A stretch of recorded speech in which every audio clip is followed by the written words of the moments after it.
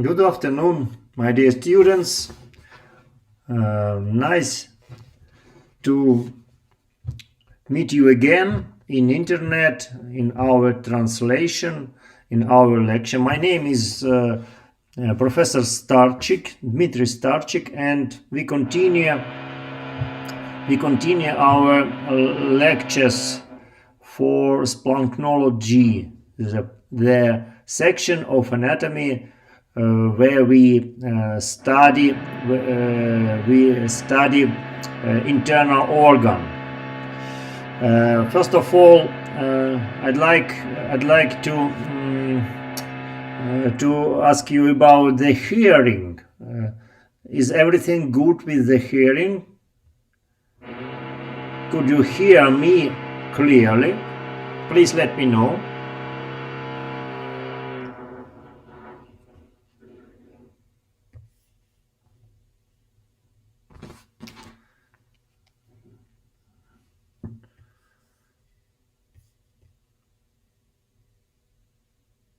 Yeah, very good, very good.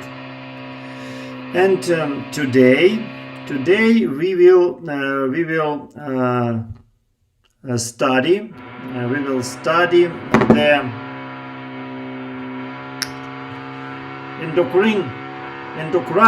endocrine system. What does it mean?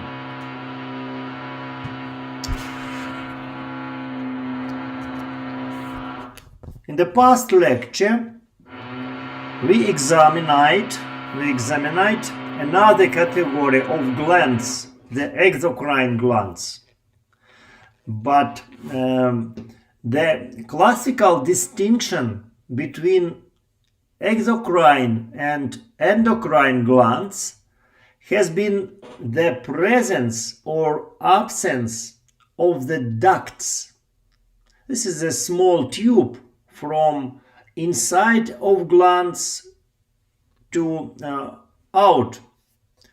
Most exocrine glands secrete their products by way of duct onto an epithelial surface such as the skin or the mucus of the digestive tract. Endocrine glands, we will teach today these glands, endocrine glands. By those glands, by contrast, are ductless and they have no ducts. And these endocrine glands release their secretions into the bloodstream, into the blood. For this reason, hormones were originally called the body's internal secretion. Sometimes we call all endocrine glands as internal secretion glands. And exocrine secretions have extracellular effect such as the digestion of food, whereas endocrine secretions have intracellular effects. They alter cell metabolism. It means that they help to work all cells, all tissues, all organs in our body. Endocrine glands produce special chemicals we call hormones, and these hormones come into the bloodstream and they work everywhere in our body, in our organism.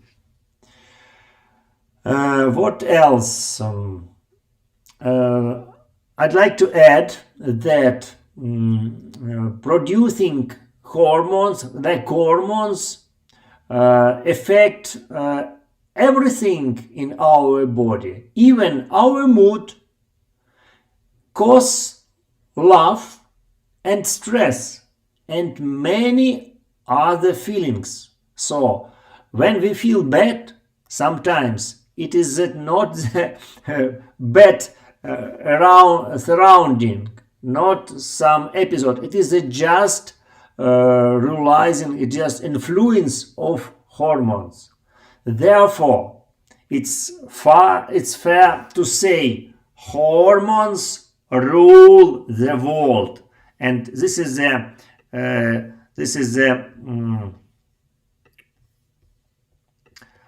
expression "hormone rules the world" is quite fair. So today our today lecture is devoted to the functional anatomy of endocrine glands. Okay, get it? We will consider the following questions, like general patterns, classification of endocrine glands, feature of development, and then we will study each endocrine glands, start from the brain and end with the sexual glands. Let's get started. Okay. Let's first of all to define the endocrine glands. What does it mean? Endocrine glands are organs consisting of specific glandular cells that specialize in the formation and release into the blood special biologically active substances. We call them hormones. So all endocrine glands produce hormones. That is true. And hormones regulate and integrate all function of other organs and tissue in the whole organism. And the term endocrine glands comes from the Greek endo, it means inside, and crine or krino in Greek, it means to secrete. So in English it means secret hormone inside. Get it? Okay. As I said before, hormone regulate mostly of all function in our body, like growth, development, intensity of metabolic process, some protective function, and they also maintain the constancy of the internal environment. In the evolution process, I mean in the history of the life in our planet, the endocrine glands appeared later than exocrine. The function to eat appeared later than regulation function. So exocrine glands are older or than endocrine systems. And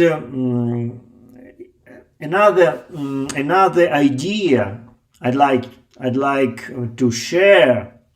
This is that endocrine systems has the regulation function such as the nervous systems.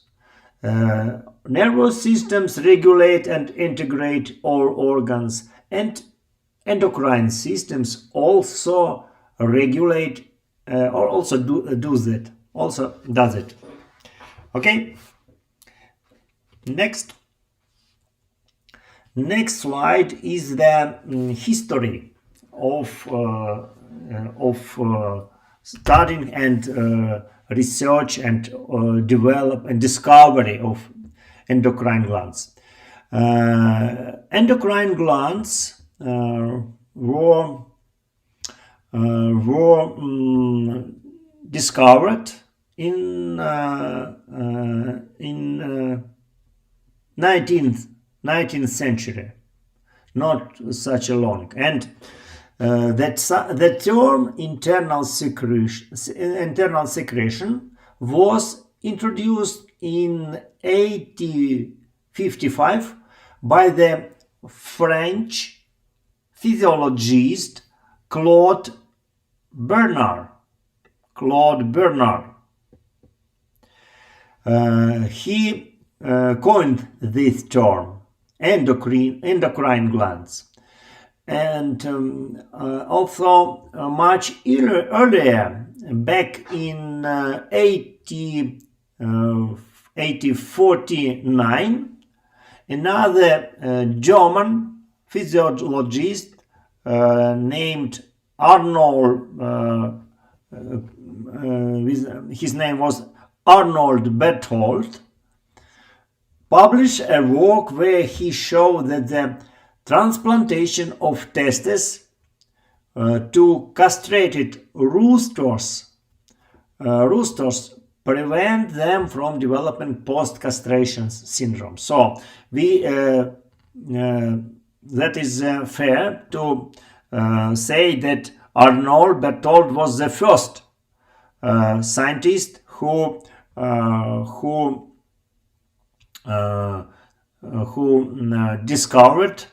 discovered endocrine organs and made a concept of internal secretion.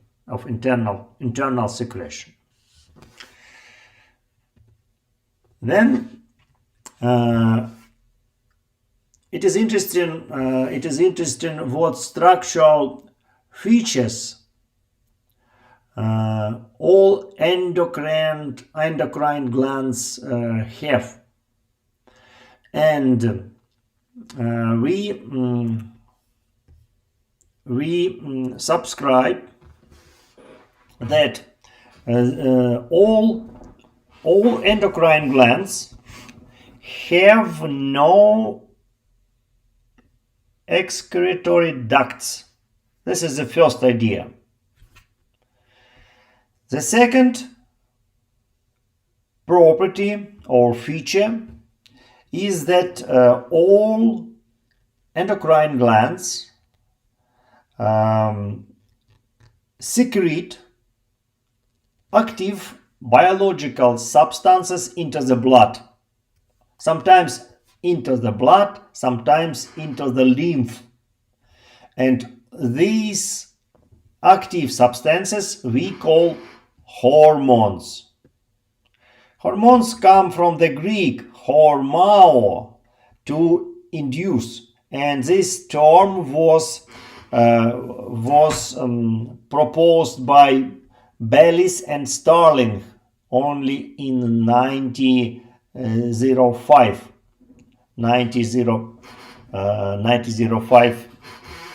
in the beginning of 20th century. The third property or feature is that all endocrine glands they have a very small size, and they are lightweight. Look at the weight of the biggest or the largest internal secretion gland, like a thyroid gland. It is only 60 grams.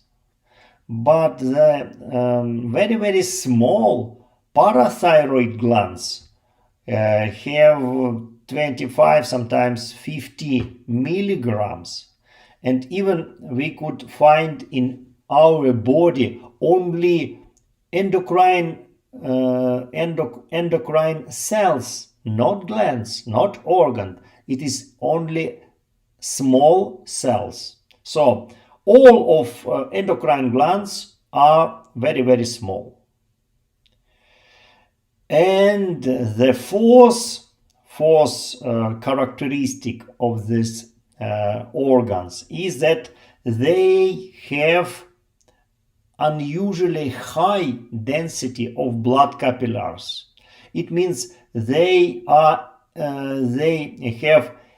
a very intensive blood circulation, because it is necessary to, when the hormones are produced, it is necessary they come very, very fast into the blood, into our blood. So a lot of vessels, capillaries, arteries, veins are in the endocrine glands. When surgeons operate endocrine glands, they take in the account that is the organs which have a lot of, when they cut glands in operation, they get very intensive bleeding.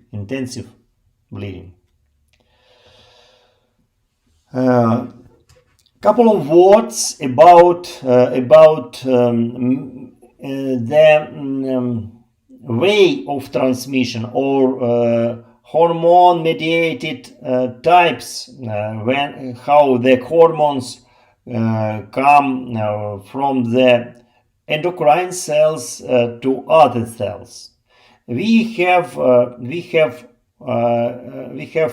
only five types of hormone-mediated information transmission, of hormone transmission. First is autocrine secretion, when hormones are synthesized and secreted by the same cells, like here. The blue rhombs is the hormone, and it comes from one cells, and it react to the same cells. Usually this is the secretion we could find in the tumor. When a tumor grows, this usually typical transmission. Only in the pathological, sometimes I think it is all of pathological effects.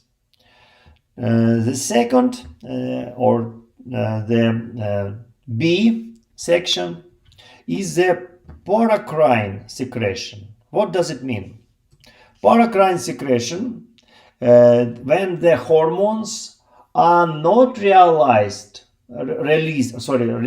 into the bloodstream, but into the intercellular space, like here. Here is the intercellular space, and they act only in the close proximity to their side. The proximal located cells here. This is the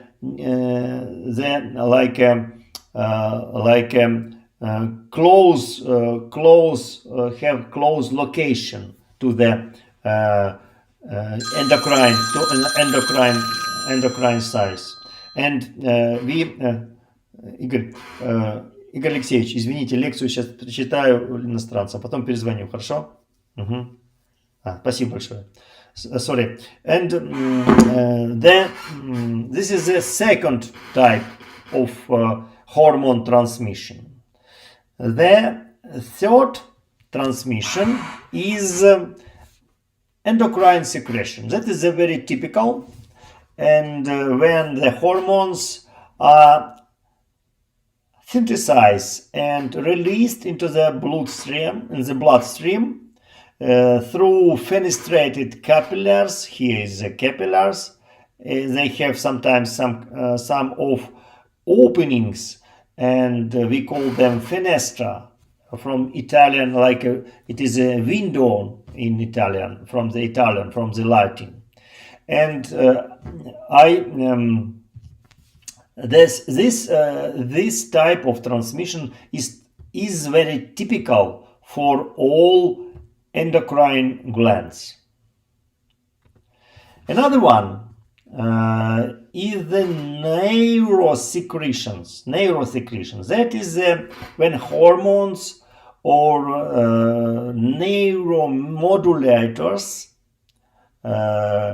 produced in specialized nerve cells and released to blood vessels in the neurohumoral region. Typical neurosecretion we can see in the pituitary gland in the brain. One of cells synthesize hormones, and then they come through the axons. This is the parts long structure in the neurocells. They come into the blood and then react to other cells through the blood vessels. And the last one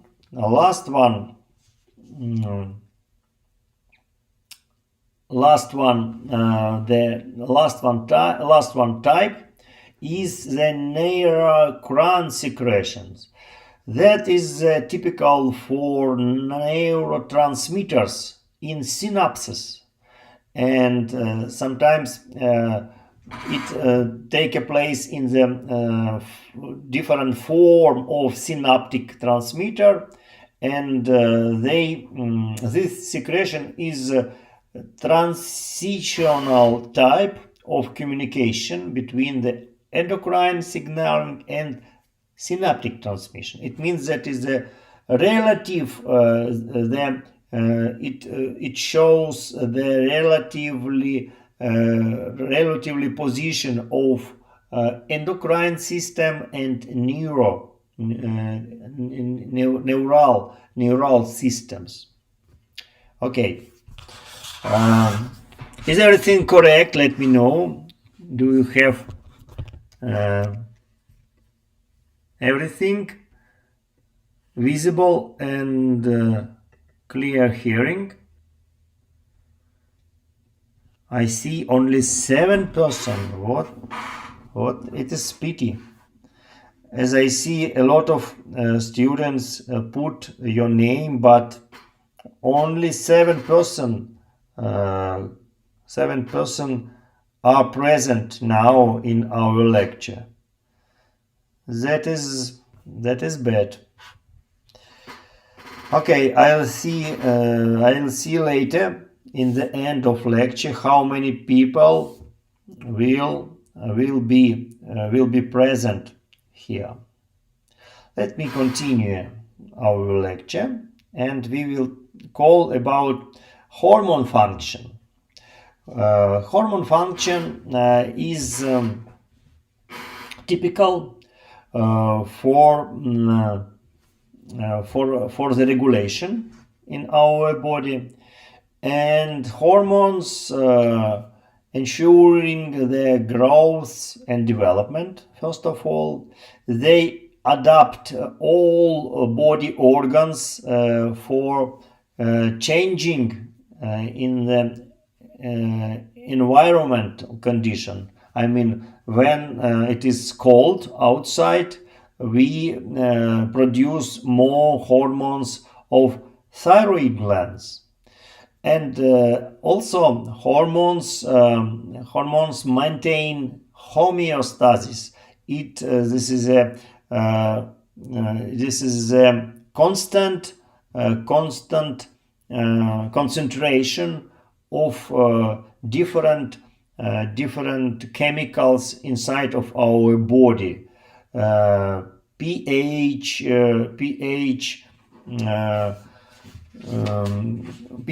coefficient, that means also glucose,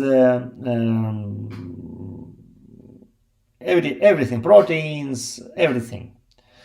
And also hormones, hormones are very effective substances. They usually active in very small amount in our blood.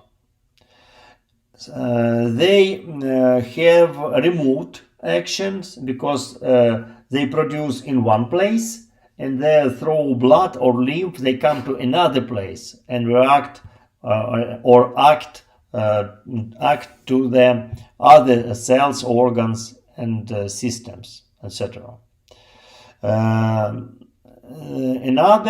Another characteristic is that they are very slow effect. They have very slow effect in comparison with the nerve impulse.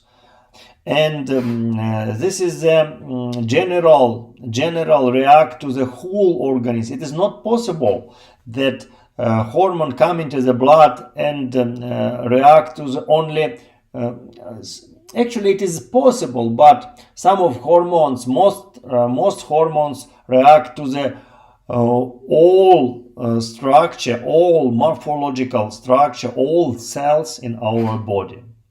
And it's very good that all hormones have no specificity.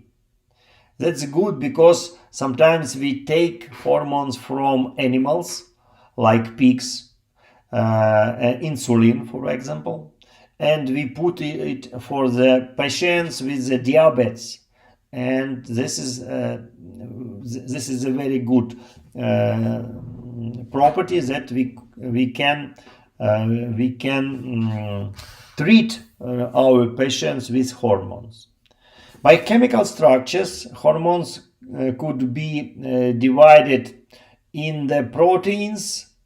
This is typical, lipids, or steroids. It is some kind of combination, special chemicals called steroids. This table has characteristics, and we could see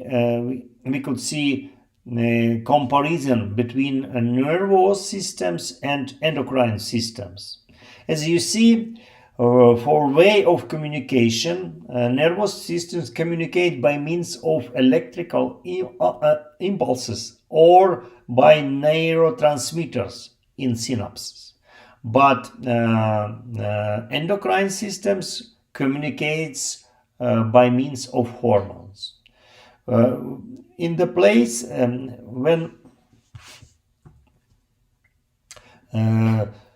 when nervous systems release neurotransmitters at synapses in the very specific target cells, and it take a place in the local or very specific zone and give specific effect. But in comparison with that, endocrine systems release hormones into the bloodstream, and that is the general effect. One important difference is the speed with which the nervous systems and endocrine systems start and stop responding to a stimulus. You see that speed reaction in nervous systems is very, very short, from 1 to 10 milliseconds. It is a part of seconds. But reaction in the endocrine systems sometimes take seconds, but usually it's longer. Sometimes it is a prolonged action for a few days. And also duration. Very quickly, nervous reaction stops very quickly, but the continue of responding of the endocrine system it takes more longer than a stimulus stops. And you see also the target cells. Usually nervous systems innervate and have special connection with the muscles. Cells, it would be smooth muscles or skeletal muscles, glands, and other neurons on neural cells. But for the endocrine systems, the target cells are all cells in our body. Okay. Morphological classification of glands is visible on this picture. You see typical exocrine gland here, and we see excretory duct. All of exocrine glands have excretory ducts, but right to them we see two types of endocrine glands. Endocrine glands without a follicle and endocrine glands with a follicle. Follicle is some kind of glands. They have inside the fluid inside. So this is the two types of endocrine glands: without follicle and with a follicle. Another classification: endocrine glands according to their place in the humoral regulation. We distinguish four groups. First group, this is the central regulatory organs. This is the central organs of the endocrine system. They are main organs in the endocrine systems. What kind of glands are very, very important? First of all, it is hypothalamus, pituitary gland, and maybe we could put in this group also pineal gland. The second group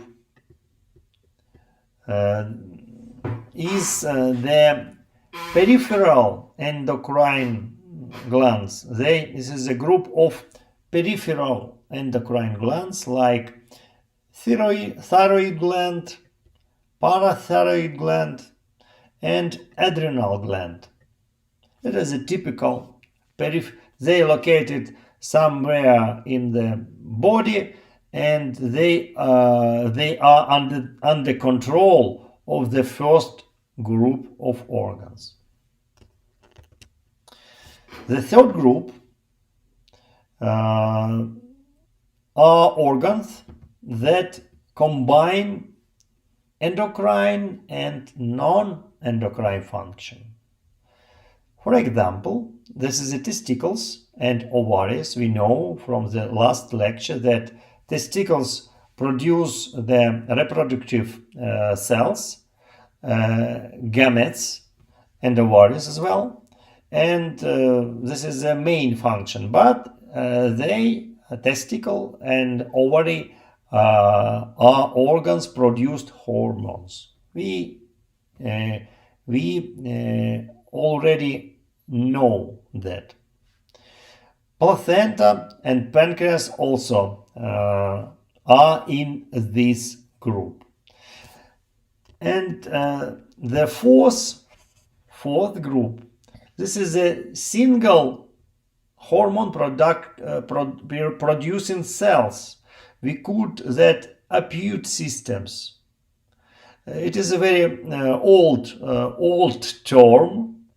And what does it mean? It means that it is not organs. It is only cells, small structure, that produce hormones.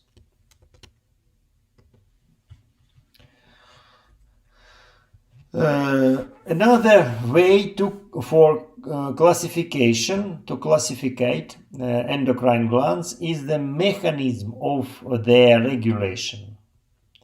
Some glands secrete hormones that activate the activity other glands. This is a central, usually it is a central glands. They, for example, it is a pituitary gland that secretes tropic hormones.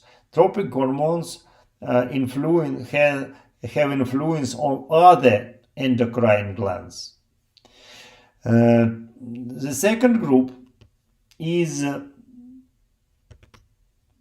target glands, and their activity is under control by tropic hormones. You see the examples here.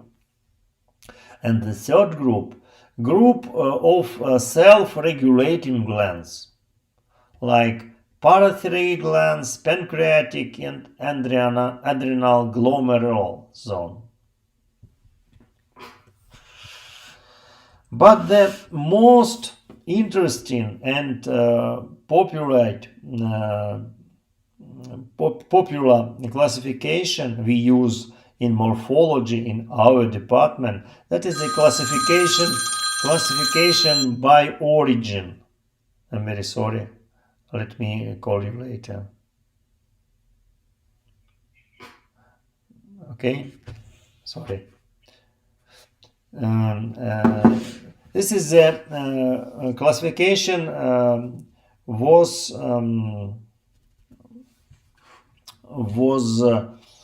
established in last century by our great Russian histological academician, histological teacher, Professor Zavarzin. And this is a classification by origin.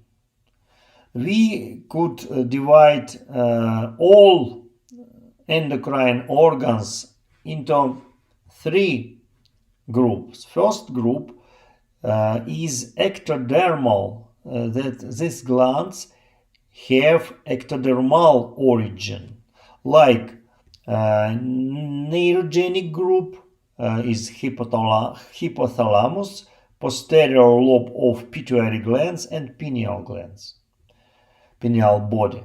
Sometimes we call it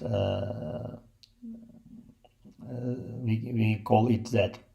And derivates of oral ectoderm, that is the anterior lobe of pituitary glands, but both of lobes of pineal glands has the pituitary glands have the neuroectodermal origin. And sympathoadrenal group, that is a paraganglion, small localization of cells which produce norepinephrine and adrenaline, and also adrenal medulla. It comes from the sympathoadrenal tissue, and it is also ectodermal origin. The second group, endodermal origin. Ecto, it means outside ectoderma, and endodermal, It means inside. It is in the fetus, in the embryo period. First group is bronchogenic group. That is the three glands: thyroid glands, parathyroid glands, and thymus gland. That is the three group from the bronchogenic. This is some structure on our neck during the embryo period, and all of these glands developed from these bronchogenic structures. Second group, this is the derivates of intestinal tube. It means they come from the endoderm inside of the primary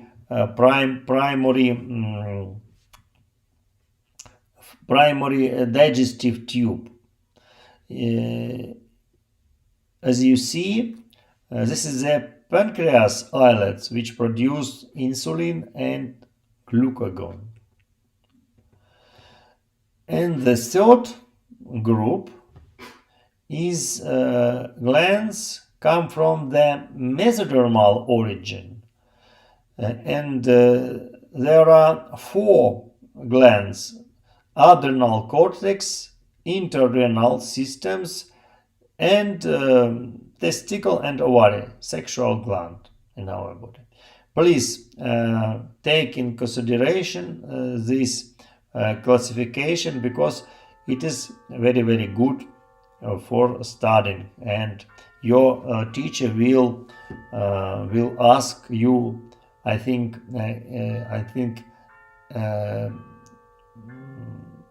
write this classification. And now our lecture continue for studying separated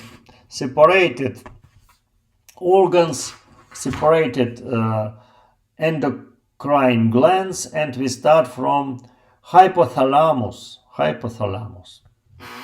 Hypothalamus is the part of the intermedial brain. We call it like a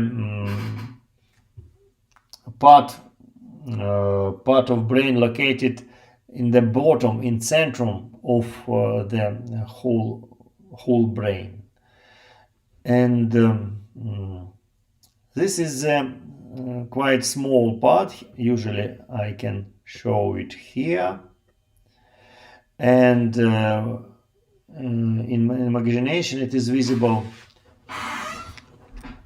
I'm sorry, just moment, like, let me take a pause.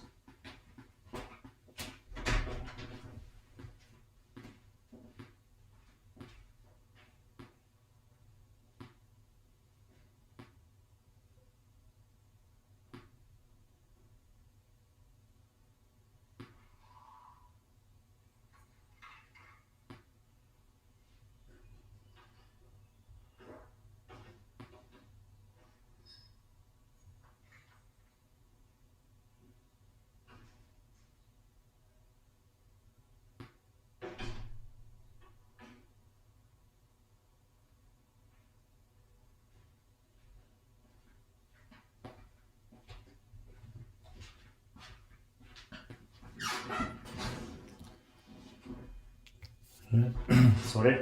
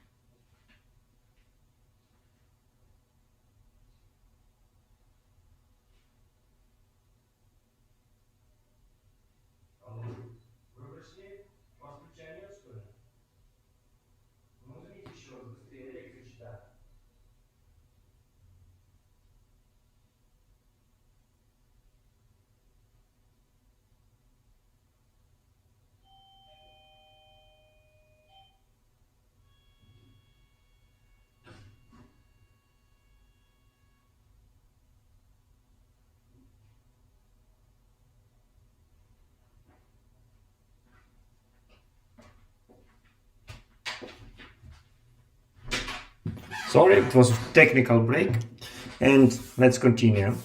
So this is a part in the bottom of our brain, and they have some nucleus produced like supraventricle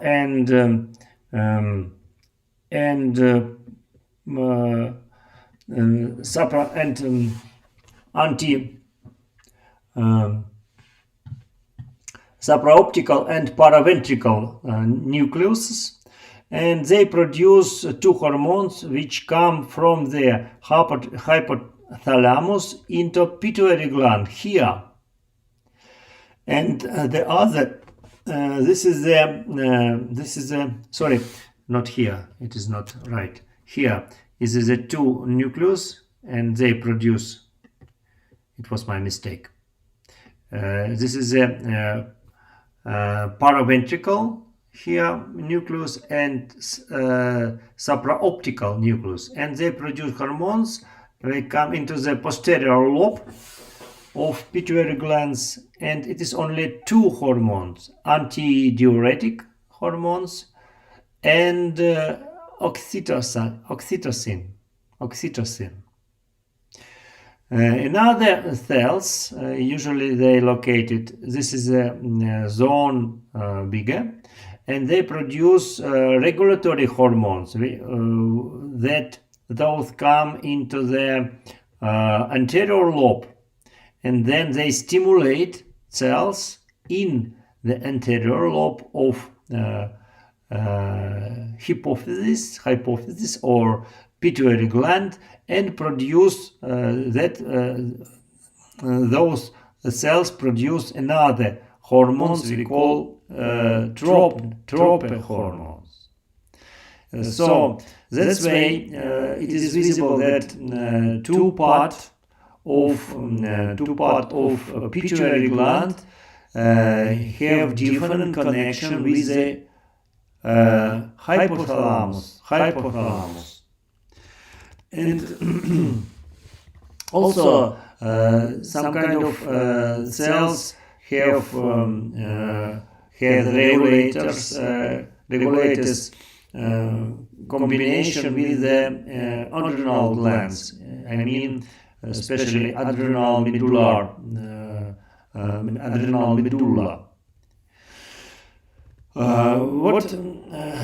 What else is that is next picture show the connection between hypothalamus and pituitary gland. It is visible that two nucleus, supraventricle and supraoptical and paraventricle, have connection with the posterior lobe of thalamus. The different nucleus, different neural cells in the hypothalamus produce special substances we call liberins and statins.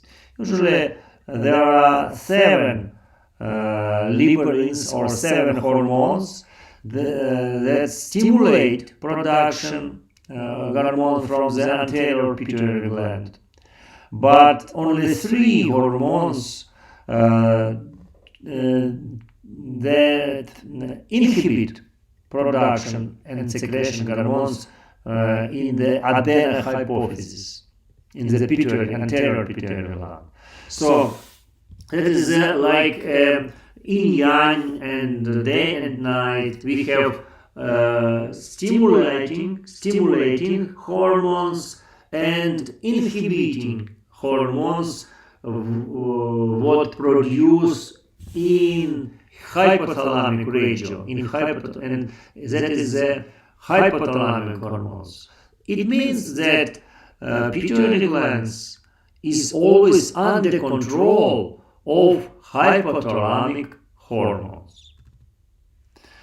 Some of interesting role in the hormones producing in the hypothalamic, and they come in the posterior lobe of pituitary gland. So first of all, I'd like to subscribe that hypothalamus and pituitary gland is a combination, and they very, very close relations. And hormones come from hypothalamus in posterior lobe of pituitary gland, called vasopressin and oxytocin. Maybe you have heard about these hormones. Vasopressin is that hormone that we call also antidiuretic hormones, or ADH. This hormone increases water retention by the kidneys, reduces urine volume, and help to prevent dehydration in our body. Antidiuretic hormones also function as a brain neurotransmitter and is usually called arginine vasopressin in the neuroscience literature. This name refers to its ability to cause vasoconstriction, but this effect requires concentration so unnaturally high for the human body that is of doubtful significance except in pathological states. Antidiuretic hormones name refers to its more common function is in everyday human physiology. It influences in the diurese in the process to secrete to produce urine. Next hormone, oxytocin, or OT, has a variety of reproductive function in situation ranging from intercourse to breastfeeding. It surges in both sexes during sexual arousal and orgasm, possibly aiding in the propulsion of semen through the male reproductive tracts and stimulating uterine contraction that helps transport sperm up the female tract. Oxytocin also functions in feelings of sexual satisfaction and emotional bonding between partners. In childbirth, it stimulates labor contraction, and in lactating mothers, it stimulates the flow of milk from deep in the mammary gland to the nipple, where it is accessible to the infant. These hormones may also promote emotional bonding between the mother and infant. In the absence of oxytocin, other female mammals tend to neglect their helpless infants, even allowing them to die. It is very sad, but it is a fact. What is interesting also that recently German scientists have established another role for oxytocin during an experiment. It was found that oxytocin strengthens the family and contributes to the maintenance of marital fidelity. It helps to feel laugh, and sometimes we call oxytocin like a moral hormone, because it helps build relationships in society, show compassion for those who need it. Very, very important hormone. This is a table with two names, two main hormone of hypothalamus, but they come into the blood only in the pituitary glands. So we call them also posterior pituitary hormones, but they produce in hypothalamus. Next endocrine organ is pituitary gland. This is located almost in the same place, and it is like a cherry, small cherry. Here is visible. Here, and it is located in the sella turcica, here, in the centrum of our skull. The pituitary gland has two lobes: anterior lobe, which has only blood connection with the hypothalamic region, and posterior lobe of pituitary glands that has a direct connection with the hypothalamic region.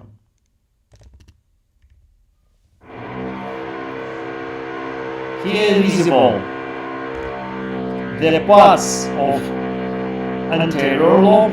We call it also adenohypophysis. Adeno means like a gland. It has a tuberal part here,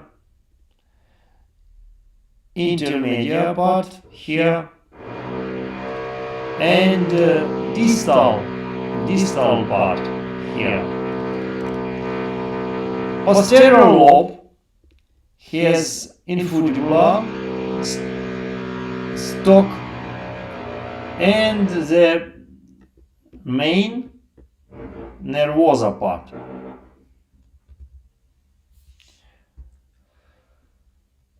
Anterior lobe.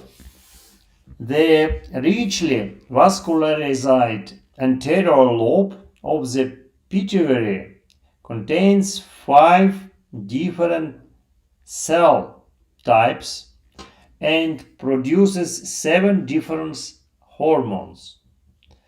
The pars distalis produces growth hormone, which has widespread effects on metabolism, plus 5 hormones that regulate hormone production by other endocrine glands. The small pars intermedia produces a single hormone, MCH, which stimulates melanocyte production of melanin. Hormone regulating the secretion of other glands are termed tropic hormones, and their names indicate their activities. For example, thyroid stimulating hormone, we call TSH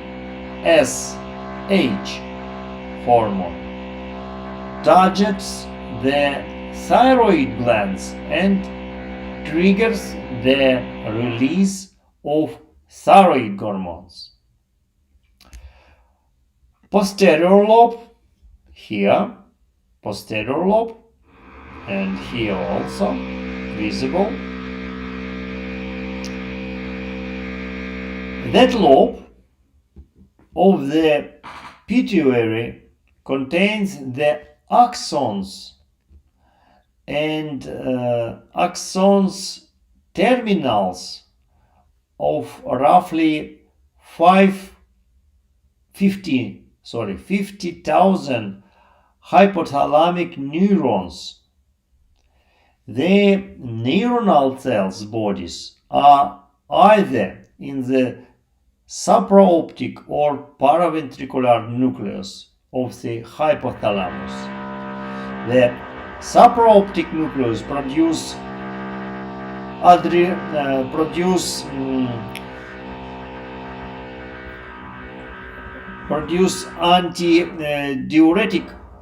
antidiuretic hormones, but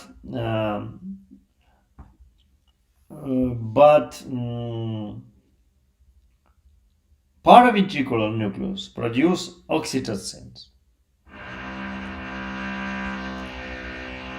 A couple of words about pituitary gland development.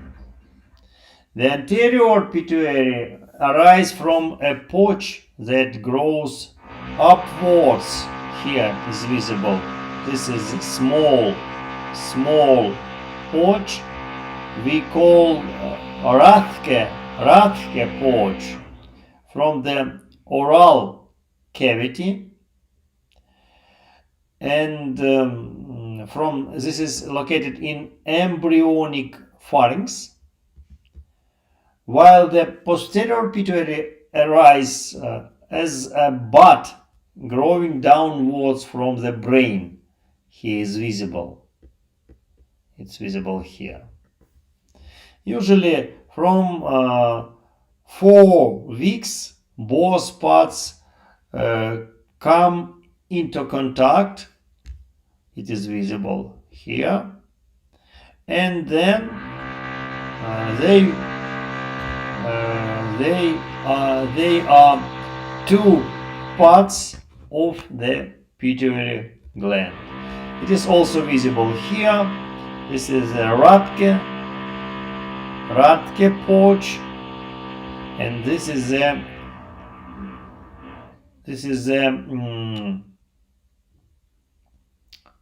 bud from the brain, and they combine it together as an anterior and posterior glands. You see that because from the different development, the different lobes have the special vascularization, and you see that the anterior lobe has a special connection with the vessels in hypothalamus region. Hormones produced in hypothalamus, this is liberins and statins, come through the veins, from the capillaries to the veins, and then also they also produce next another capillary net, and they come into the relation with the cells in the anterior lobe of pituitary gland. What hormones are produced in anterior pituitary gland? First is follicle stimulating hormone. We call it FSH, and luteinizing hormones we call LH hormones. This is the 2 hormones. What do these hormones in our body? FSH hormone stimulates secretion of sex hormones in ovarian and testicles, and in male it stimulates sperm production. What about luteinizing hormone, LH hormone? It is also secreted by cells we call gonadotropes cells. In females, it stimulates ovulation and release of an egg. In males, luteinizing hormone stimulates the testes to secrete the main male hormone we call testosterone. What happened if we have lack or less producing LH and gonadotropic hormones? These symptoms, these syndromes called adipose genital dystrophy, and this is a disease when the people have a lot of weight, a lot of fat, and some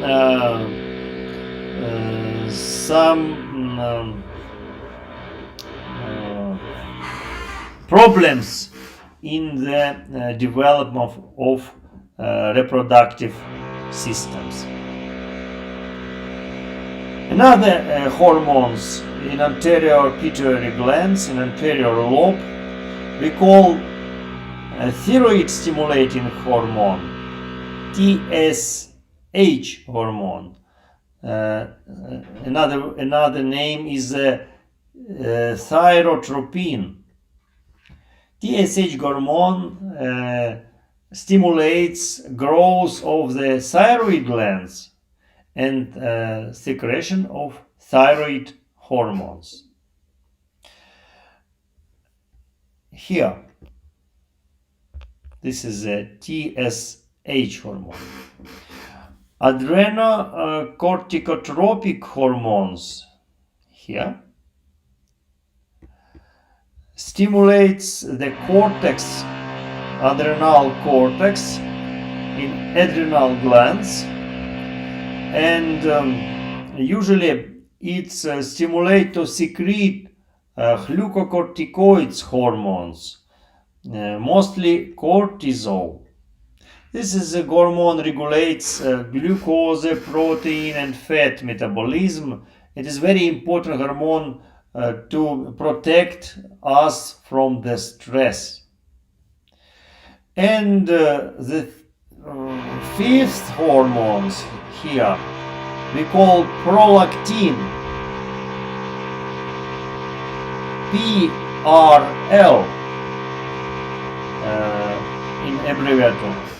This is the hormones is very important during pregnancy because this help to grows memory glands, and it is also stimulate synthesis milk. So it is necessary for childbirth for the small children because they have only milk to eat. But the most important hormones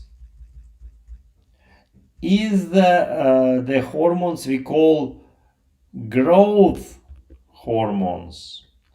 Abbreviation is GH,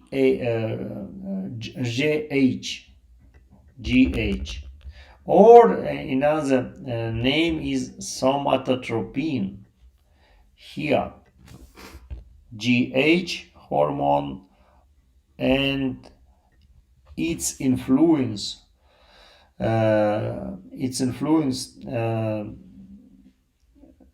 it influences all cells or all organs in our body. This is very important because of these hormones. It stimulates mitosis and cellular differentiation and promote tissue growth through the body. Look at the how hormones influence on our height.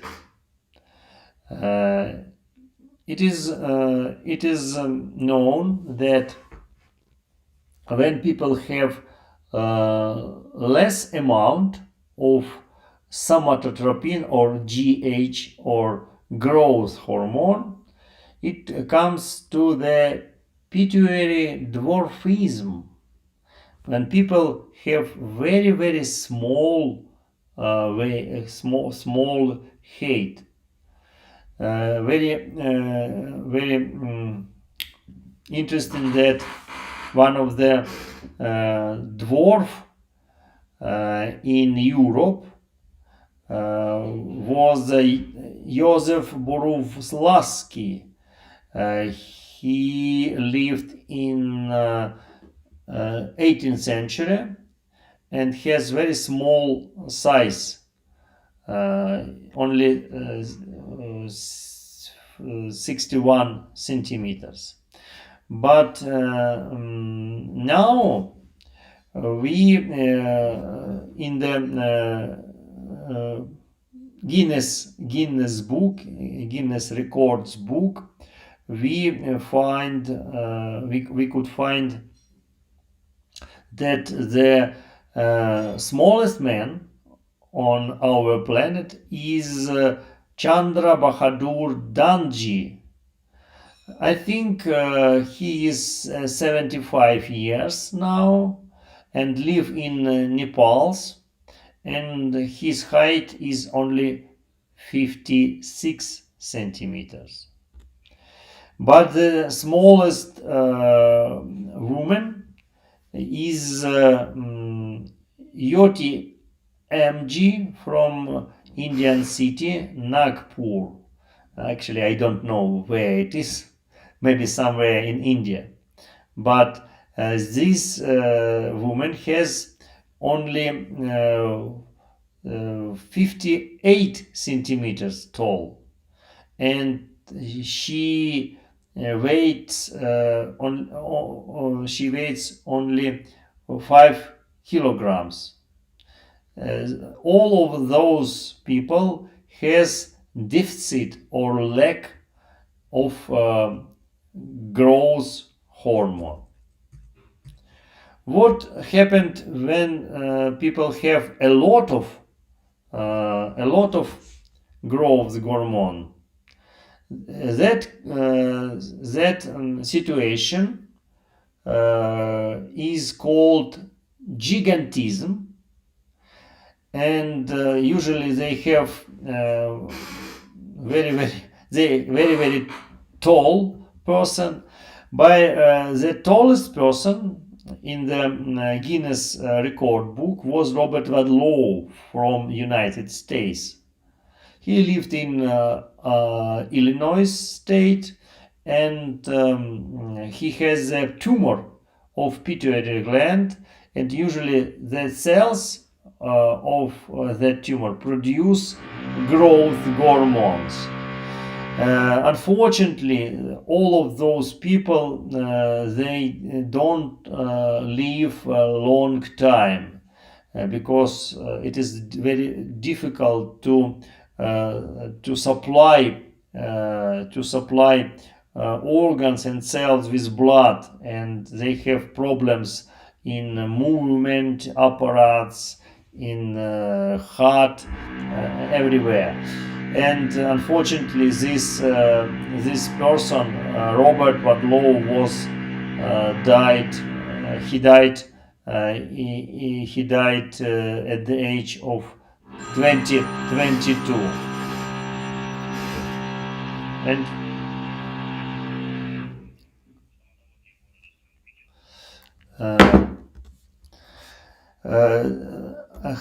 gigantism happens when people have a lot of growth hormones due from the childhood, but when the tumor in the adult, this situation called acromegaly, they don't have very high, they're not very tall, but special feature is lower junction is big, and their hands and foots also are quite big. This is the hormones. This is a table with all hormones and their role. All hormones from the anterior lobe of pituitary glands, and you can see their roles. Pineal glands, small glands on the here. This is also brain gland. It's located under the midbrain, and it was named for its pine cone shape. Philosopher Descartes in middle centuries thought it is the seat for the human soul. But we no longer look for the human soul in the pineal gland, but this little organ remains an intriguing mystery. It seems wired to respond to information from the eyes about the relative hours of light. It reacts to the light, and the hormones we call, this is a Russian name, melatonin, serotonin, and adrenoglomerulotropin. And the most important hormone is melatonin. It is produced at night, and it helps to sleep well, and it helps to inhibits secretion of gonadoliberins. It means when we have a lot of melatonin, the patient have and people have less sexual potential, and because melatonin reduces activity of gonads. Sometimes we call that like dark or night hormones. Problem for modern time, for modern people, is that we are poisoned by light, because we have a lot of sources of lights in our apartment, in our houses, and that is a problem. When we have a lot of lights, melatonin is decreases. It decreases production of melatonin. Another very good known hormone we call serotonin. It is a hormone happiness hormones. It helps to feel well. And the adrenoglomerulotropic hormones. This is a hormone stimulating function of the glomerular zone of adrenal cortex. Thyroid glands, located on the neck, has a different part. Here is visible the pyramidal lobe, right and left lobes, isthmus, and it is located near the trachea. Thyroid glands produce a lot of hormones, not a lot, but only 3 hormones, but all of these hormones stimulate metabolism.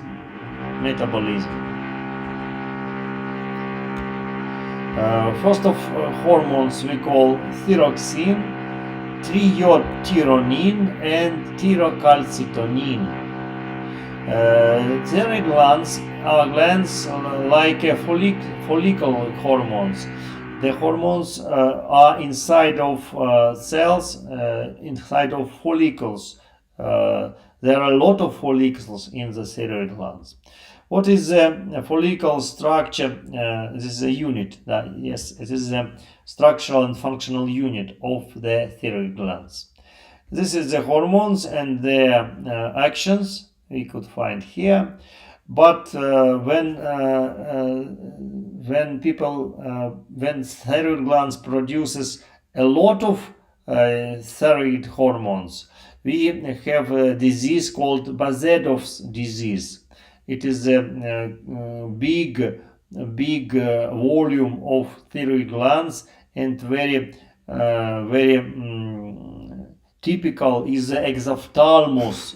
That is a bad disease because they have a lot of emotions, positive and negative at the same times. The decreases thyroid function come to the myxedema for adult and cretinism for children. And sometimes we could find endemic goiters. Is enlargement of thyroid glands is visible even in the picture of Leonardo's pictures.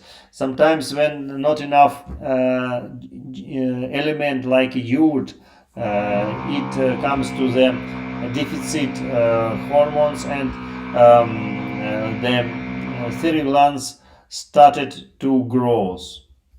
Parathyroid glands located on the posterior surface of the thyroid. It is small glands, usually 3, 4, or 5 glands. They produce the hormone called calcitonin, parad hormone. It regulates the calcium concentration of calcium in the element. Chemical element in our body. Degrees of content parathyroid hormone or parad hormone leads to the tetany, like it is visible here.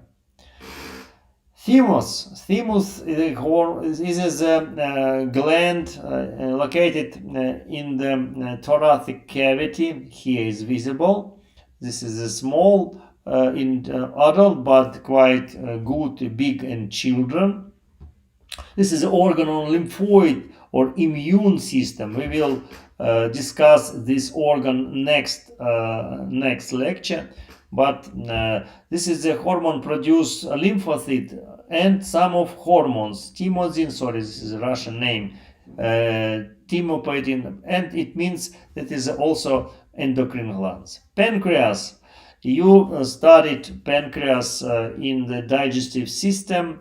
And this organ produce the pancreatic juice inside of duodenum, and it is also produce hormones. It was developed Paul Langergans. This is a structure in pancreatic glands. They are like an inlet, and this produce hormones called insulin and glucagon. They regulated concentration of glucose in our blood, like it is visible. Pancreatic islet or Langergans islets in the pancreas side of. Different cells produce alpha cells produce glucagon, beta cells insulin, and delta cells produce somatostatin, and even F cells secrete pancreatic polypeptide. It is not hormone, but it is some kind of activity composition. And the principal action of all of pancreatic hormones are in that table. You know that the lack and deficit of insulin comes to the diabetes. That is a disease, really a pandemic in the 2020 24th century. A lot of people have now diabetes. It is a real problem for medicine. It comes to the different problems in this is extra weight, problems in the vessels, and come to the ulcers like here, or sometimes to a gangrene. Adrenal glands located in the abdominal cavity, close to the ren, to the kidneys, and located on the superior pole of kidneys.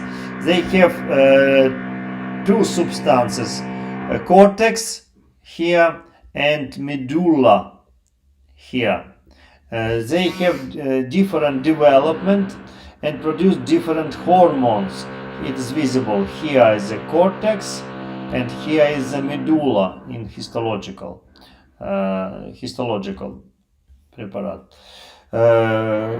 Hormones, I have no time, unfortunately, and I hope you studied these hormones yourself, as well as the hormones of ovaries and hormones of the testicles. Now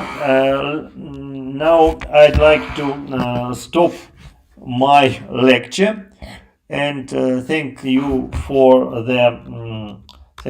your attention. And as usual, I recommend you to come to our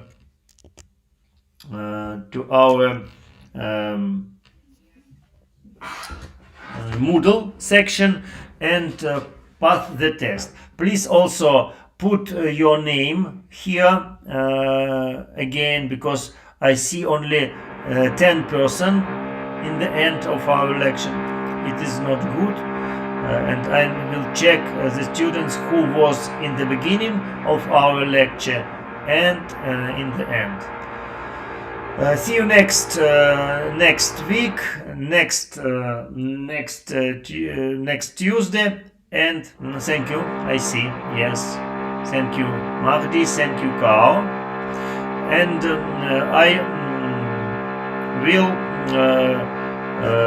I will tell you, inform you about lymphoid system.